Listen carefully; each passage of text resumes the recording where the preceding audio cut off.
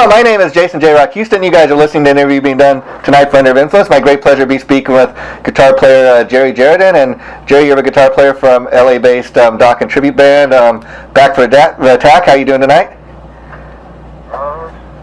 We need beer to talk about it. Yeah. Could you speak up a little, please? Oh, I said we need beer to talk about it. Okay, well, whatever makes you comfortable. Now, could you start sharing with us how you first became a Dokken fan yourself? Well, actually, my history is a little bit sordid. Okay. I was George Lynch's guitar tech for 17 years. Oh, wow.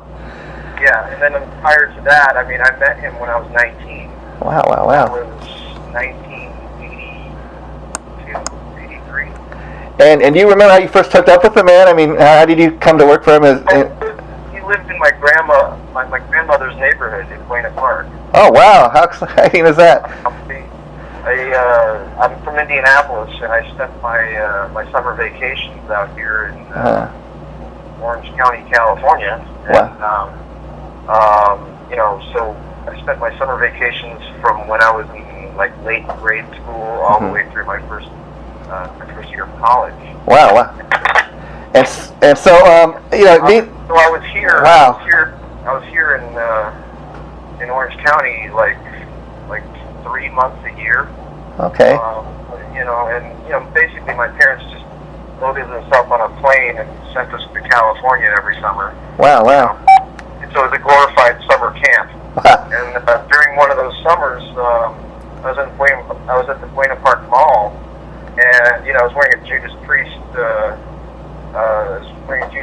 T-shirt. It was the Screaming for Vengeance concert T-shirt. Okay. And, as far as hard rock and roll and stuff like that, you got the image, with the long hair, the holy jeans, the Nike high top basketball shoes, and it's during that time, it's there weren't very many of us around, and so this other long haired dude saw me at the food court at the Buena Park Mall, and you just kind of acknowledge each other's presence, and you just kind of do the nod. Okay. We looked at each other. I was over by I think it was a Chinese place, right? And he was over by McDonald's. You kind of glance over each other and you do the head nod. Wow. And then later on, I was walking around the mall like most people did back then. And, I ran into the guy, and the guy starts talking to me about Judas Priest and heavy metal. Because you have to remember, this was still in the early stages of the 80s. Wow. We're still getting into the whole MTV thing and all of that, and so we started talking about that, and then I was just saying, well, he asked me if I was a guitar player. Most metal fans who are into Judas Priest and stuff like that are guitar players. Of course, yeah. I was, and told me that he was taking lessons from this guy that was completely bitching. Right, and then he took me to this record store in Cerritos, and that's how I met George Lynch. Wow, Guitar out of the back of this record store in Cerritos called Best Records. Okay. And it was off South Street, I think. Yeah, okay. I know that area. That's when I first met George. Wow. And only to find out that he too was living in Buena Park, and then through this other guy that I met at the mall, I gone over to his house. There was a party and lots of girls. There was a pool table and a dead rabbit. Wow. Anyway, that was 83. Wow. 83, I can't remember which one of those summers. But Dokken hadn't yet taken off. But George had been doing the Ozzy thing. Yeah. Back from doing the Ozzy thing, and so anyway, my association with George, and we had a lot of mutual friends that I had made during those years, and it's I moved here to California when I was asked to audition for Ozzy. Wow. And, when Yeah. That was summer of '86. Oh, wow, wow. So 87, 1987, summer of '87. Wow. And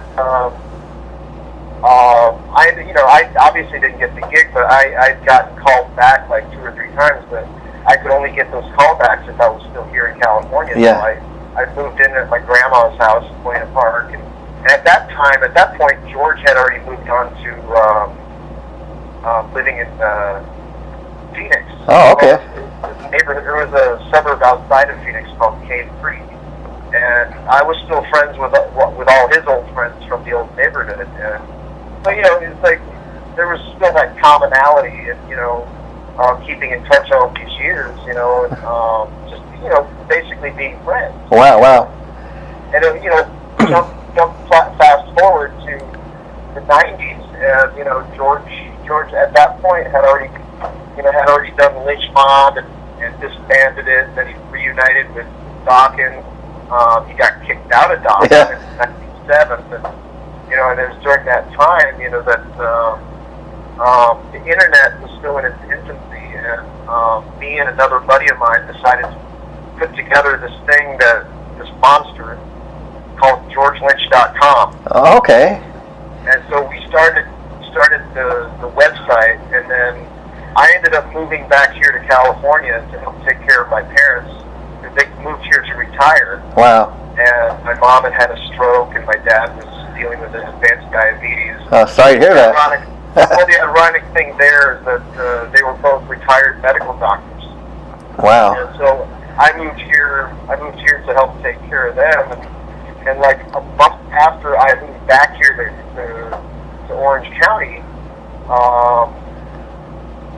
George moved back from Arizona, and then he started hitting me up to help him do stuff. I mean, he had nothing going on. He had absolutely nothing going on. And he was doing some studio session work, and he had all his stuff packed in boxes. And he was going through this rough divorce and all this other stuff. And he had gotten custody of his youngest kid. So then, me being the old friend, I decided that I would help him, and I started doing stuff with him, and then he liked the way I had set up his guitars, and then he took a look at my guitars, and then started realizing that I knew what I was doing. Wow. Wow. Because I had been in my own bands, for many years, and I had toured the U.S. with a band called Charger, out of Indianapolis, and it was like from 91 until 98, 99. I mean, we did like 800 shows across the country, with bands like Skid Row and Tesla and Rat, Motley, and we did a couple Kiss tours. Wow. From the Revenge tour with Tristan, it's funny because it's like during that 94, 95 Dokken reunion, my band did some shows with Dokken. Wow. So it's like it all comes again, to around 98, 99. Me and George started doing stuff, and then it turned into me training the techs to go out with him. Wow. And they always ended up screwing things up. And so, I would get phone calls from the road, and then after a tour, George said, why don't you just come with us? I go, no, I'm not a guitar tech, I'm a guitar player. And he was like, oh, just this one time. And that one time turned into several U.S. tours with George, and then, in the middle of all of that, he discovered that I knew all the songs. And then he came up with the idea of doing a 2-guitar thing. Wow. And so then here I am, in George's band, playing all the auxiliary guitar parts, and checking. And then it was like 2004, 2005. They discovered I could sing, and so now here I am playing all the auxiliary guitar parts and singing all the backing vocals and checking him. And so I was familiar with it all. Wow, wow.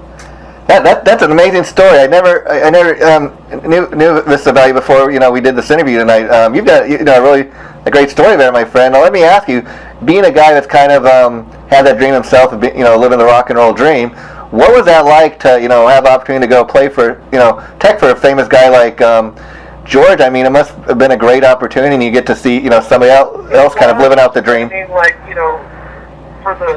for me, it was a little tough. Being the guy behind the guy. Yeah.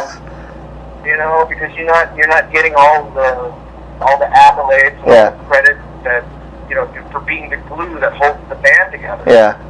I mean, in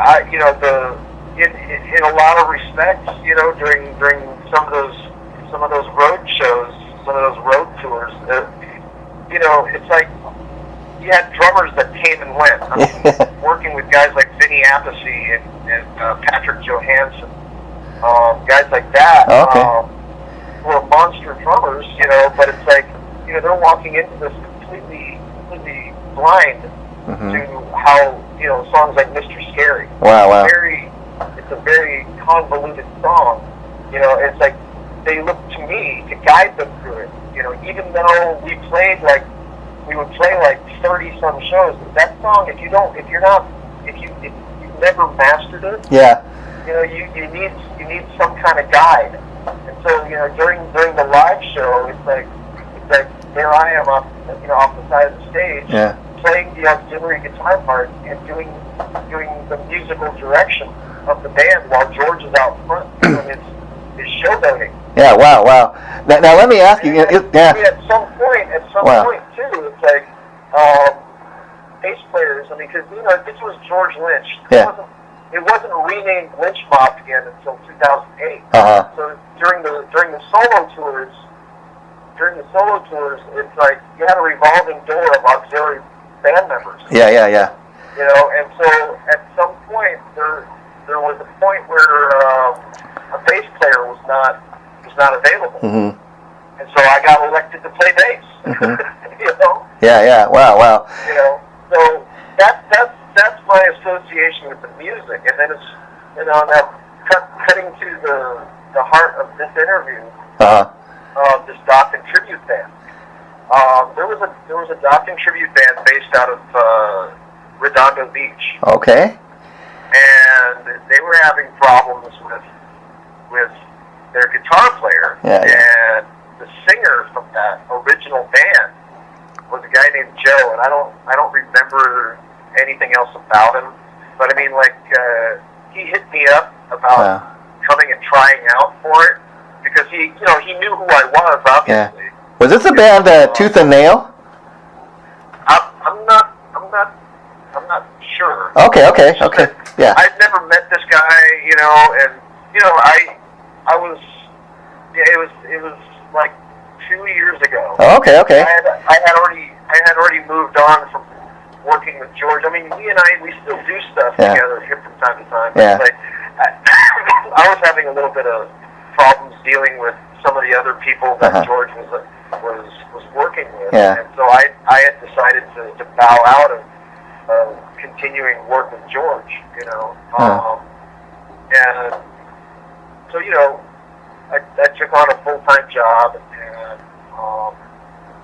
some of the fans had gotten to know me because of this thing called the internet. Yeah. This guy Joe, he tracked me down via the internet and started pestering me about coming out and trying out this Dokken Tribute Band. And I mean, a lot of the hardcore fans knowing who I am, as George's guy. Yeah. I was also the guy who transcribed all his solos and stuff like that for his online guitar instruction thing, and it was also for all the guitar magazines and the music books. I'm the guy who deciphered George's guitar playing. Wow. And so, this guy tracked me down and asked me to try out. After pestering me, I really wasn't that into it. Yeah. Because, my association with George just makes it a little weird. Yeah. Yeah. So I went ahead and went out for it, and it was fun. It was cool. I blew the doors off the place. And then I ended up just jamming with those guys some more, and me and the bass player got together, and he was trying to the singer he didn't have that Don Dokken tone. Yeah. So then the bass player kind of confided in me, like, why don't we just break up this band and restart it, but find another singer. Yeah. And then at that point, the drummer that was in that lineup, he decided to take another gig with a different tribute band, and so it was just me and the bass player. Wow. I brought in my friend Steve, who was familiar with this music, because during the road trips with George, I would bring Steve with me on some of those, and so Steve was already familiar with the music too. Yeah. So the three of us, perfected this Dokken tribute thing, and then we brought in a singer, and then we started doing shows, and that singer has since moved on, and then the singer that we have now is singer from the old band Engine 51. Okay. Who they were a popular club band, both club bands around here back in the 90s. Oh wow. And so that's where we're at now. And yeah, I mean, because of my association with George, it's like some of the fans they've been coming to the shows. And a lot of them, they're coming to see the guitars. I got to ask you, has the man himself come to check out any of your shows, or I'm sure he's aware of what you're doing? George? Yeah, he's come to rehearsal. Oh, wow. He came to rehearsal to drop off some amplifiers with me to check out. And, he was like, what do you need to do this for? Yeah. Yeah. And now let me ask you, because I'm aware of a couple Dokken tributes, but there aren't a ton of Dokken tributes out there. Why do you think that is, Gerry? I mean, is it very hard, like you were saying, to get the right guy, for example, to pull off Don Dokken? Well, I mean, the thing about Don, is that he has out of all the singers from that era, he was the only one that actually sang. Yeah. When you compare him to Rob Halford, yeah, or Stephen Pearcy, yeah, or Vince Neil, all the popular hard rock singers of that time. Yeah. Don kind of separated himself from the pack by being an actual singer. Yeah. And if you ever meet Don, if you ever talk to Don, he sings like he talks. Yeah. It's a very relaxed tone, and he's like a I don't know. There were a couple singers that were kind of like him. Yeah. Like Jack Blades, Night Ranger. Yeah. Very, very simple and to the point type of singer. Yeah. They sing like they talk. Yeah. Very melodic, and it wasn't shouting. It wasn't rough. Yeah. It wasn't gravelly. I mean, he's a guy that can sing a song like "Alone Again," and then on the flip side, he can do something like "Paris Is Burning." And I want to talk a little bit about your band's name, Back for Attack, because I don't know if you're aware, like a lot of Dokken fans, but their fourth album, Back for Attack, it was going to originally be named something else, and that was originally the title of a rare Dokken B-side that doesn't even appear on that album. Well, it wasn't really a B-side. What it was somewhat of an unfinished song. Yeah. That Jeff and George recorded, and then the demo for that was completed by Don, Mm. and then put on the B-side of Dream Warriors. Wow. Dream Warriors was put out as a soundtrack single. Yeah. So if you listen to the mix of Dream Warriors on the single, it's not the same as what appears on the album. Oh, okay. Back for the Attack was a Lynch Pilson demo. Oh, okay. Completed, and it doesn't appear on the album, Mm-hmm. but it's like I have both versions of it in the demo form and the completed form that was the B-side of the Nightmare single. Yeah, and so how much have you enjoyed doing the tribute band thing? I mean, is this turned out to be something that was more fun than you initially thought it was going to be?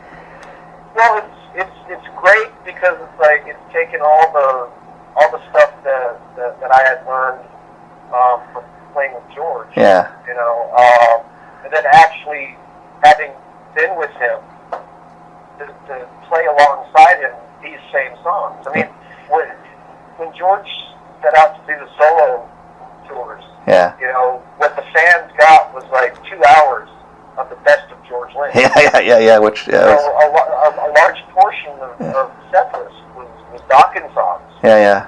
And I remember it was like the night before Thanksgiving, 2002, 2003. Yeah. Me and George, we sat in his garage with a space heater and a little jam box. We were sitting around smoking cigarettes, and he was like, you got to help me put together a set list for these shows coming up. And I go, well, okay, why don't you wheel out this song? He's like, what song is that? I go, Lightning Strikes Again. He's like, well, how's it go? Wow. And I'd show him how it went. He'd say, oh, yeah. And we're listening to the CD of it. It's like, oh, yeah, that's how this goes, right? Wow. And, I would go, how about this song? He's like, well, why this song? I go, well, because, I don't think you've ever played it live. Wow. He's like, yeah, but some of the diehard fans don't know it. I go, yeah, but to the new fans, it's new to them. Yeah. He's like, oh, yeah, that'd be cool. So then, started whipping out, stuff like Till the Living End and, stuff like that, from just album filler stuff from the old Dokken catalog and some of the stuff that was never played live on the Wicked Sensation album and stuff like that, we're sitting there piecing it together. And then come rehearsal time, George was like, how'd that go again? Wow. I go, so I picked up the guitar and started playing alongside him, and then he plugged me into an amp, and then the other guys in the band were like, wow, this sounds great with two guitars. Yeah. And then we started doing Mr. Scary with two guitars live. Yeah. People were like losing their minds. Yeah, what's that like? What's that like playing with a guy like George? Who's this legendary, guitar shredder, and most of his bands he's only, he's a sole guitar player, and then you get an opportunity like this where, you're playing against this legendary guy. Like I said, was there at all any intimidation going on, or it was just? No, it's because I was there. I mean, the whole purpose for it was to be like the anchor. Yeah. So that George could fly. You know what I mean? So it's like that way as an auxiliary guitar player. Yeah. I'm playing the song and George can go off. Yeah. And I'm holding it down. And the tough part of it was it was hard mainly because I had to keep my eye on it. Yeah. Because on top of that, I'm catching him, so I've got to keep my eye on it. But playing guitar, the hard part was he would go off the handle and do something really fucking amazing. Yeah. Me as a guitar player, I'd go like, whoa, right? Yeah. I totally forget what I was playing.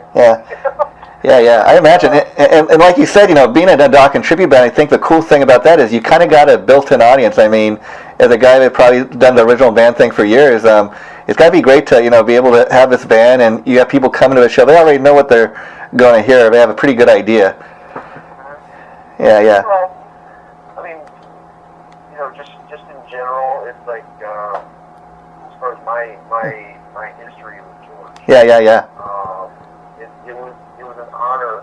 You know, it was an honor and a privilege, you know, to have played guitar alongside, you know, one of the greatest rock guitar players of all time. Oh, I bet, yeah. And like, you know, one of the guys that works closely with George now, like it. I mean, see, that's the thing. It's like George was like so homegrown. Yeah. You know, he kept management at home. You know, he kept business at home. Yeah. And then trying to grow the business.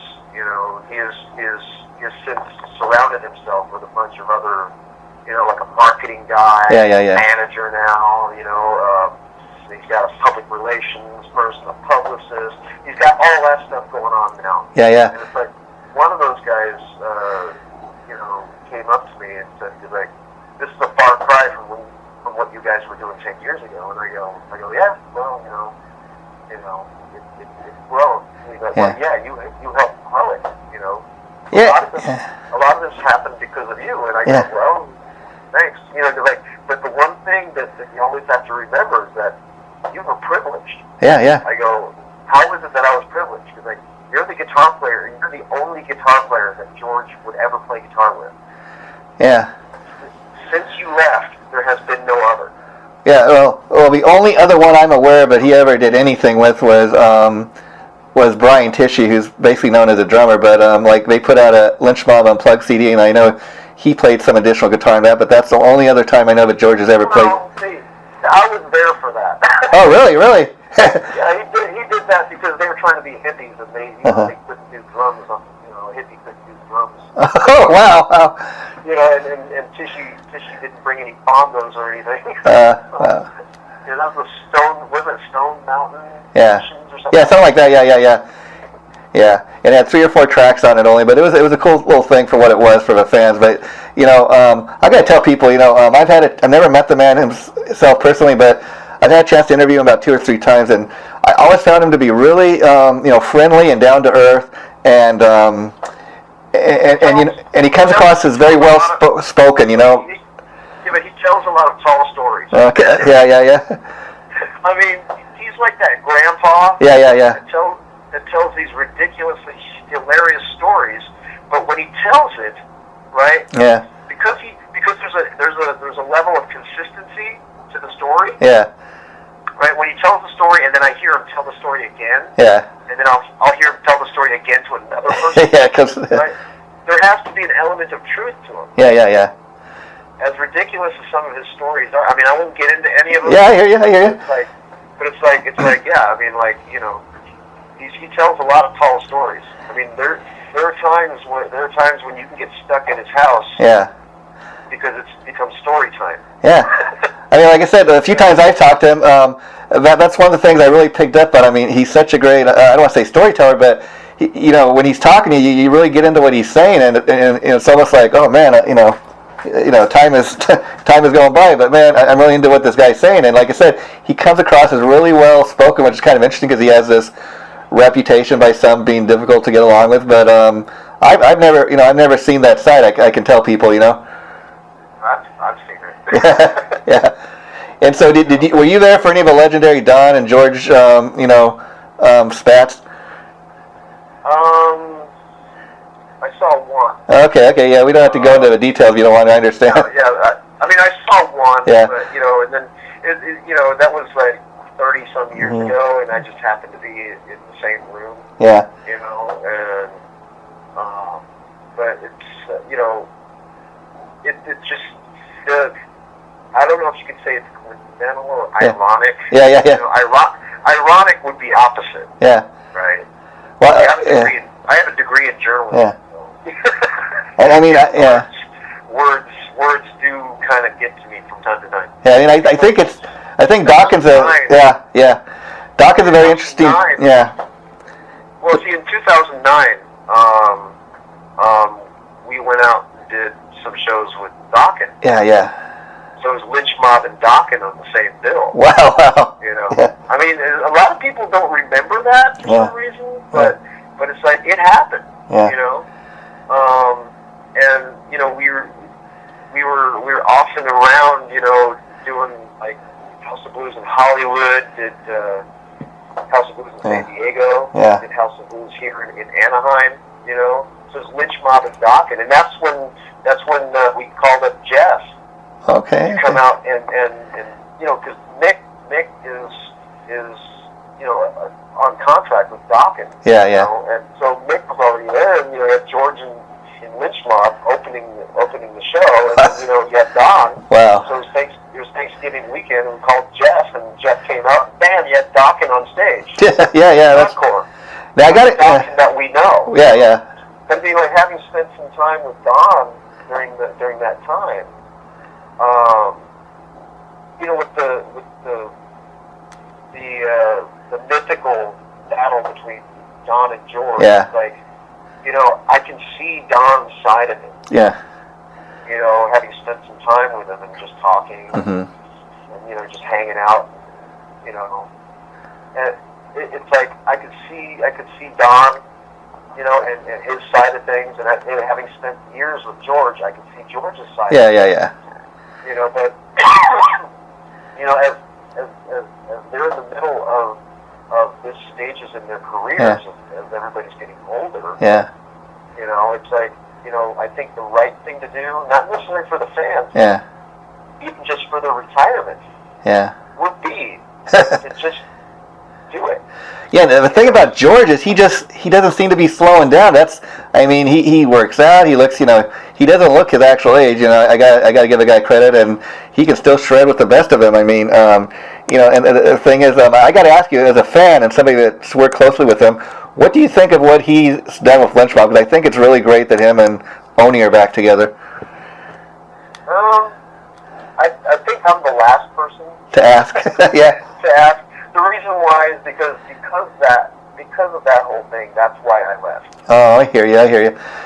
And you know, because a lot of it had a lot to do with, you know, I don't know.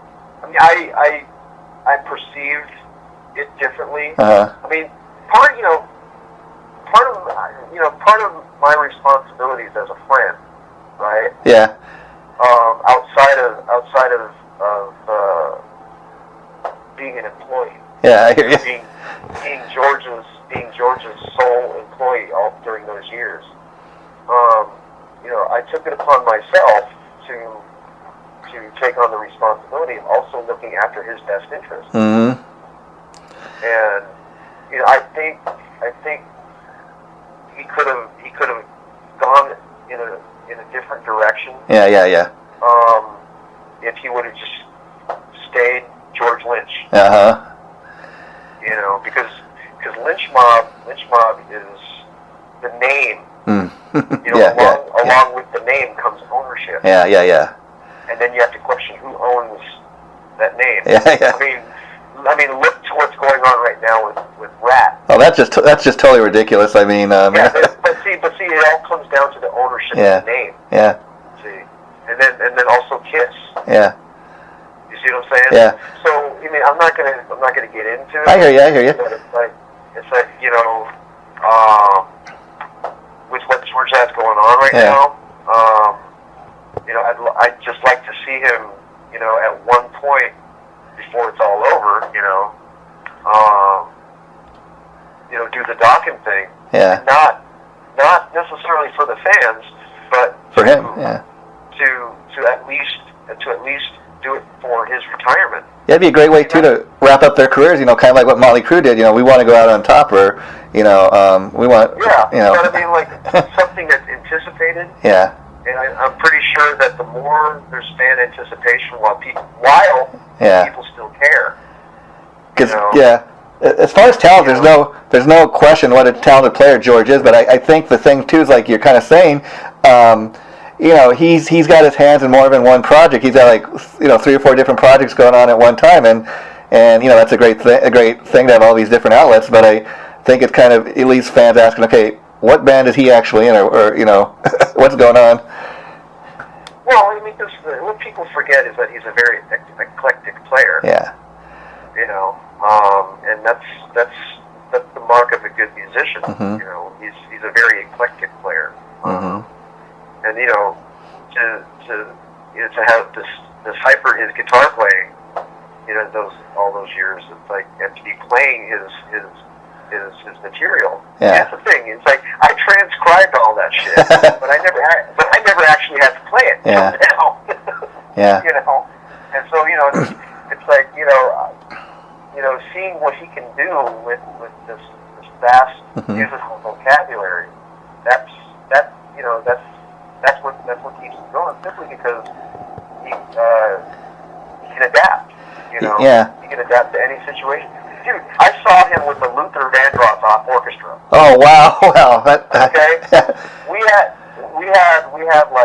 like 5 minutes to get him in on stage, tuned up and ready to go with the Luther Vandross Orchestra. Wow! I can't even imagine that. What the guys in the band didn't realize is that George's guitars were tuned to half step down. Wow! Wow! And those guys were so pro that they could transcribe what they were about to play a half step down in their heads, and they pulled off the appearance like it was nothing. Yeah. George went in there and he played this soul R&B thing with these guys, never having played the freaking song with them. Yeah. Yeah. And I was like, whoa.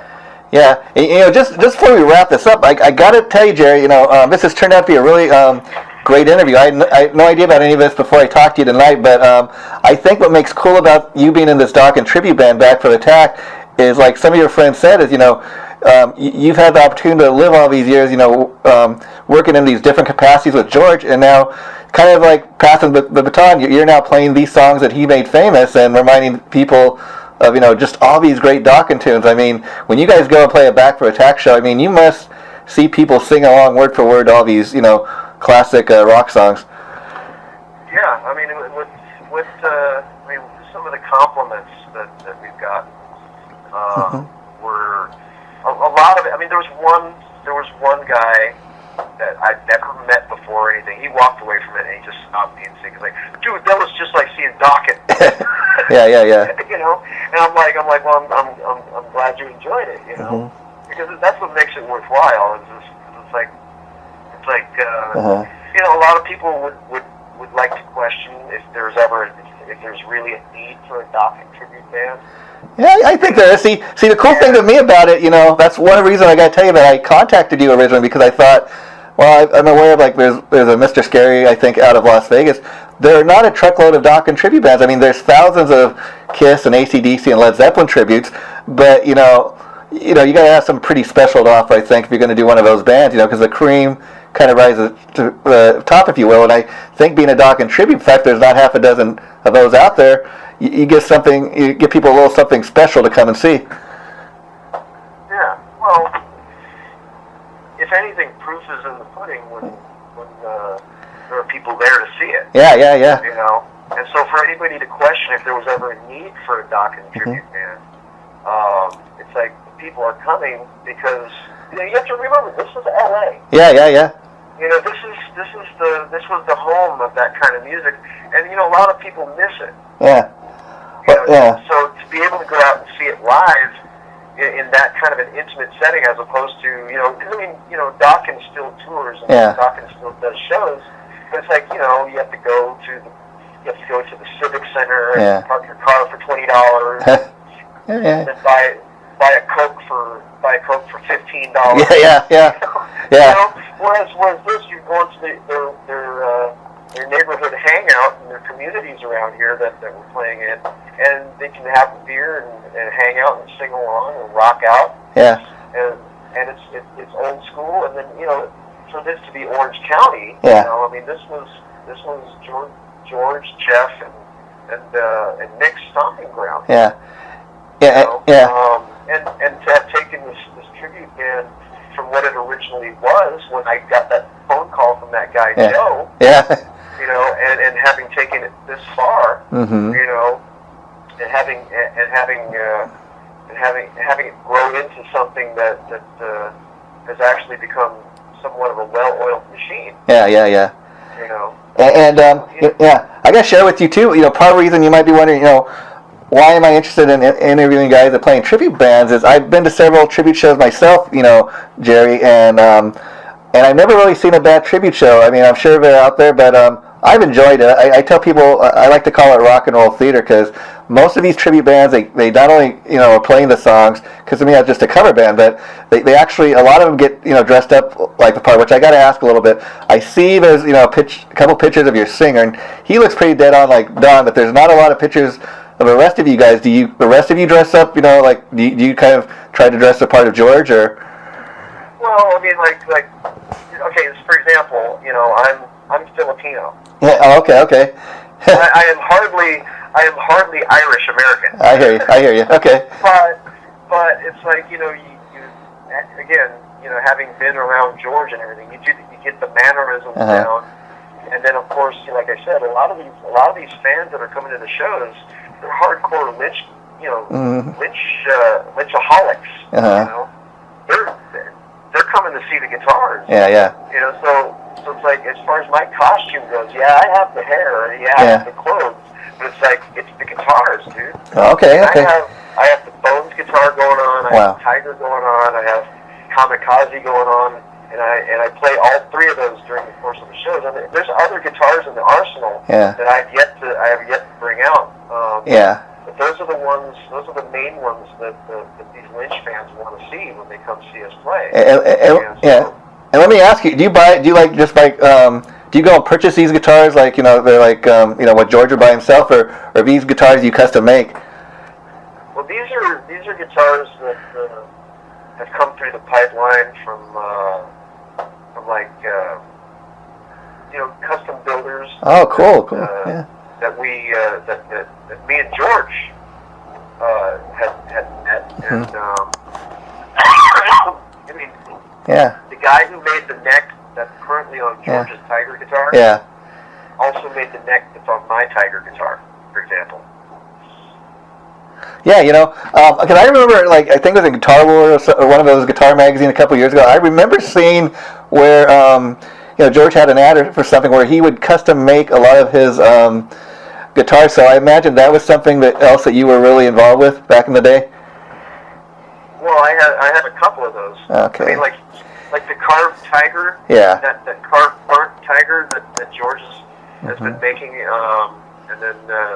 Here's a shameless plug for his site, MrScaryGuitars.com. Oh, okay. Right? Yeah. George made me one of those. Oh, cool. You know, and again, like I said, I have other guitars that I have yet to introduce into the live show, because, you know, our show typically is like 40-45 minutes. Okay. It doesn't allow for that many guitar changes. You know, but so I'm trying to rotate them, and it's like, you know, the carved burnt Tiger that George made for me. It's like, I haven't yet brought that out, but I'll do it soon. Well, and so as far as the set list, I was curious, is that hard to come up with, or do you play mostly, like, obviously the hits that everybody wants to hear? It's pretty much all the hits. Okay. But it's like, we try to execute it like an actual Dokken show. So a lot of the arrangements, you know, everything from the way the songs are played all the way to the set list, are derived of these live Dokken board tapes. Wow. I have, and you know, you can see some of it like on YouTube when you research old Dokken shows that appear on YouTube. You look at the set list and how they changed from show to show or even tour to tour. And it's like taking the best of how they played their music. And presenting it in this format, you know. Wow. Like when you see us play, you know, it's like having gone to a Dokken show, because it's based off of how they played them. Yeah. You know, I don't know if other tribute bands do that. I mean, it's like the guitar player in the band Van Halen. Yeah. Yeah, they derive their show primarily from like a 1984. Yeah, they're one of the most authentic, Van Halen tributes. I gotta say, I had a chance to see them, about a month or so ago at the Santa Fe Spring Swap Meet. Yeah, their guitar player, Eric. Yeah. He went to high school with my girlfriend. Oh wow, small world. Yeah. Yeah. So I was looking at his yearbook photo the other day. But I don't know if other tribute bands do it like that. Yeah. But I mean, like that. It was for me. I thought it was important to pursue it that way. Yeah. Because if you're gonna try to personify somebody, Dokken's show, and if you're going to try to emulate how Dokken played their own show, if you're doing this for the fans, I mean, that's the thing. It's like slowly but surely they're starting to appear at the shows. Yeah. Is the diehard for diehard Dokken fans. Yeah. And the last thing you don't want to happen is that's not how it goes. Yeah. You know what I mean? Yeah. That's not how Mick did that drum fill. Yeah. Yeah, and let me ask you, like, you're talking about going on YouTube and looking, at videos of the actual band. Have you ever been on YouTube and seen any of your actual performances from, back from Attack of People posted up there? I have yet to see one. Oh, okay. And that's my next question, because you guys, I know, have been kind of launching the band over the last year. Is the plan for 2016 to kind of just get out there and keep gigging? Yeah, to keep gigging and to keep growing the authenticity. Yeah. Everything from, right now, because granted, we've been, me and Steve have been doing this now for 2 years. Wow. It's like we're at a point now to where we can concentrate on what it looks like. Yeah. And making it more of a visually exciting thing to look at. Yeah. I think one of the things I think you guys need to do is it would be great to get more pictures of the actual band up on your, like, even on your Facebook page, and people can kind of see, oh, that's what the band looks like. Okay. Well, the Facebook thing is new. Think about it, right? I'm not trying to reveal too much. No. But it's like a couple of us in this band are like in our 50s. Oh, wow. And so, for example, my birthday's next week. Wow. And we're, it's like this whole internet thing and what they call social media. Facebook, for example. Yeah. It's like it's all new to me. Yeah.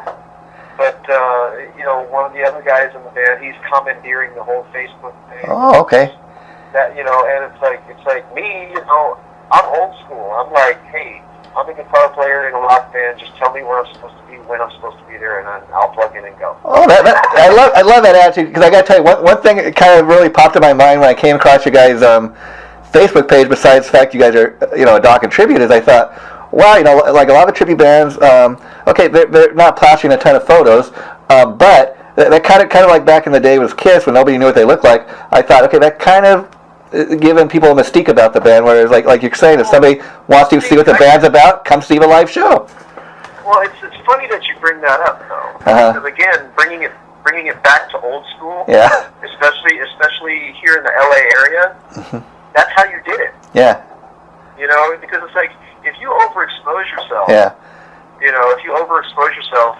there's no reason for people to be lured to come see you, because that's the thing, it's a show. Mm-hmm. They're coming to see you. If they wanted to just hear you, they would just buy your records. Yeah. And look at them.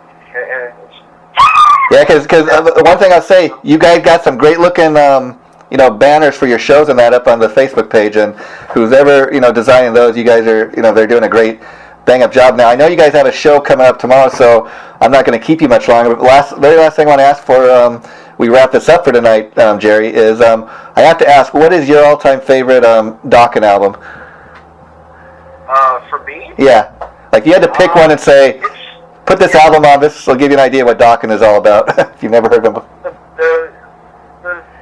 The definitive Dokken would be Tooth and Nail. Oh, okay. However, song-wise, Yeah. sound-wise, Yeah, sound-wise, you yeah. know, I would say Back for the Attack. Okay. And the reason why we named it Back for the Attack is because we're only doing songs from those 4 albums. Oh, okay. From that span of their careers. So, but yeah, basically the George albums only. You're not doing anything for John Levin or. There were a couple other things that came and went too. You know, like the Shadow Life album. And, I can understand that. Yeah. But I mean, like, to just focus on that era of the band, those 4 albums only. Yeah, I gotta say, even I remember when that Shadow Life album came out, it sounded so. I mean, to me, that's one of the albums that stands out for the simple fact it sounds the most different. It sounds the most unlike a Dokken album. I think they were trying to go for a grunge sound or something, and it just didn't, work. But I think other than that, they have a pretty good catalog of music. It was a product of the '90s. Yeah. Let's put it that way. And the producer was a guy named Kelly Gray, mm-hmm. who later played guitar in Queensryche. Yeah. And even Queensryche at that time was very dark. Yeah. And so it's like trying to I wouldn't say keep up with the Joneses, but that album I think was a product of the times. And this is me on the outside looking in. Yeah. Having listened to that album, and it's funny because it's like again with my history with George mm-hmm. and all the people from back then. Yeah. I mean, it's like that particular album I only listened to once. Wow, yeah. That came out in like 1997. Yeah, something like that. Yeah. Now, as a guy that's been around, as a guy that's been around the guys, that had all these years of working for the guys. I remember when that album came out. Don was kind of saying after George, left the band that that album sounds the way it did because that's the album George wanted to make. Is there? Do you believe Don would make an album that he didn't really want to make? Is there any truth there? Do you think? No, but I don't know. I mean, I think that's Don covering his own ass. Yeah. Well, yeah. I want to thank you so much, Gerry, for taking time to do this. I know you're busy, so I'm going to let you go. But thanks so much. You really got a great story. Maybe if after this interview post, if you had a good time doing it, maybe we could the next time talk in detail about the Back for Attack album and why that's your all-time favorite. Oh, I have lots to say about that album. Okay, I think as a guitar player and a technician, and then also, I mean, you kind of have to look at me as like a guitar mechanic. Yeah. And then also having been there. Yeah. That's the other thing. Like George, I don't know if I should say this, but George has the master. He has the recorded of that album. Wow. And we were at Henson Studios. Just combing through some of the material that never got finished. Wow. We found and George found a couple songs and he fired them up on the 2-inch tape deck there. Wow. In Studio B at Henson. Wow. And we were listening to it. And it's like, for its time, that album was recorded in a way that most bands of that time mm-hmm. weren't recording. I mean, it was raw. I mean, if you listen to the guitars, it's raw and production on it. I mean, listening to the masters, I could hear it. In its raw form. Wow. It's like pre-post production, so you can hear all the finger noises. And stuff like that. But then when you listen to the final product, like songs like "Kiss of Death." Yeah. And even the track by track, mm-hmm. individual tracks of Mr. Scary. Wow. Listening to that stuff with George in the studio, he's like, "Oh, hey Jared, check this out." he's like manipulating the faders and stuff. Wow. And I'm like, whoa, Yeah. Well, again, like what that one guy was saying, dude, you were privileged. Yeah. I really, as a Dokken fan myself, I got to say I kind of have that feeling. That's why I really enjoyed getting the chance to talk to you tonight. So thanks so much, and I know you guys have a show coming up tomorrow, so good luck with the show tomorrow. I won't be able to make it tomorrow, but next time maybe. I know, next time though, because I live like right down the street from the PCH Club in Long Beach, so if you guys have any shows coming up there in the near future, I'll be sure next time to come down and say hi.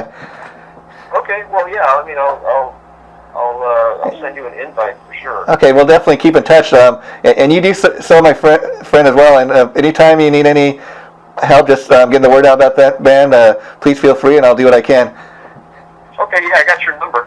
Okay, yeah, I got your number too, so we'll keep in touch. Thanks so much, and take care. Okay, we'll see you. Okay, bye-bye.